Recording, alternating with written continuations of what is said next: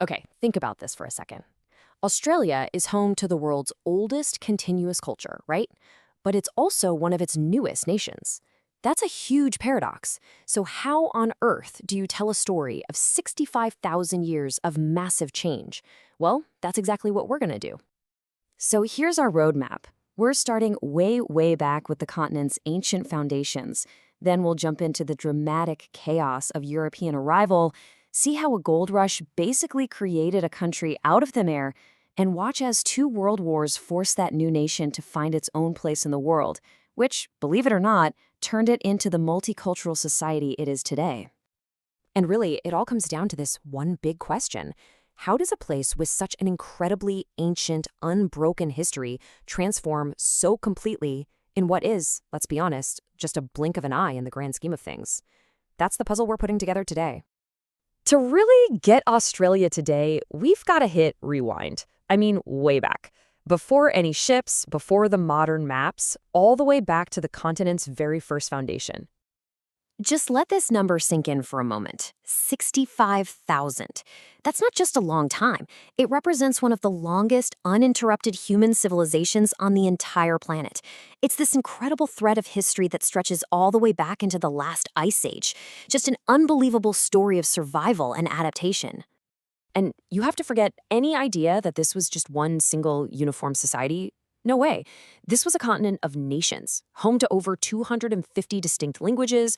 Their culture was just completely woven into the land through a deep spiritual connection, the Dreamtime. And it was held together by this amazingly rich art, epic storytelling, and really complex social systems that governed literally everything.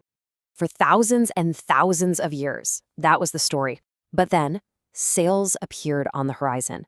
And that signaled a transformation that was both dramatic and totally irreversible. The era of European arrival began, and with it, a period of just massive upheaval. You know, European context started kind of tentatively, a Dutch landing here in 1606. But the real game changer was 1770. Captain James Cook sails up the eastern coast and claims the whole thing for Britain. And that single act set the stage for 1788, when the first fleet showed up not just to visit, but to stay. A brand new and profoundly disruptive chapter had just begun. So why pick a place on the absolute other side of the planet? Well, the reason was brutally practical. Britain's prisons were overflowing. Australia became the solution. Over 160,000 convicts were shipped here over 80 years, and their forced labor literally built the foundations, the roads, the buildings, the farms of this new British colony. So you really have this collision of two totally different worlds. For Britain, this was a practical fix. It solved their prison problem and helped expand the empire. But for the indigenous peoples who had called this land home for 65,000 years, the results were just devastating. Being forced off their land, deadly new diseases they had no immunity to, and violent conflicts over resources. One empire's solution became an entire continent's catastrophe.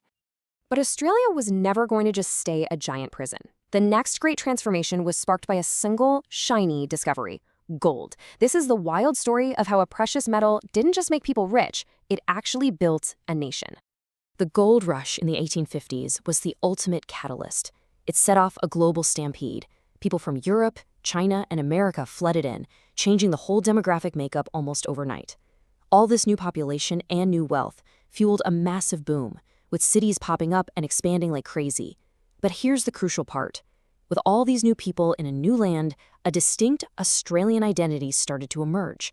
And for the first time, all these separate colonies began to think of themselves as one. And all that momentum led directly to 1901.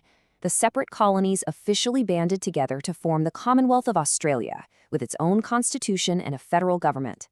The transformation was pretty much complete. The penal colony had officially become a nation, even though it still had really strong ties to the British Empire. So now you have this brand new nation, but it wasn't long before it faced its greatest tests, not at home, but on the bloody battlefields of the 20th century's world wars. World War I really provided a defining moment, the Gallipoli Campaign. Now, from a military perspective, it was a total disaster. But the incredible bravery and sacrifice of the Australian and New Zealand Army Corps, the Anzacs, forged this powerful national myth. The Anzac spirit, this idea of courage, sticking it out, and loyalty to your friends, became a cornerstone of what it meant to be Australian. You could almost think of the two world wars as a kind of forced growing up for Australia. In World War I, it fought as a loyal part of the British Empire. But World War II brought the fight right to its doorstep, with direct attacks on Australian soil. That threat forced a huge strategic pivot. For its own security, Australia started looking less to Britain and more towards a powerful new ally, the United States. And that brings us to the final and maybe the most profound transformation of them all, the post-war era that created the diverse, multicultural Australia that we all recognize today.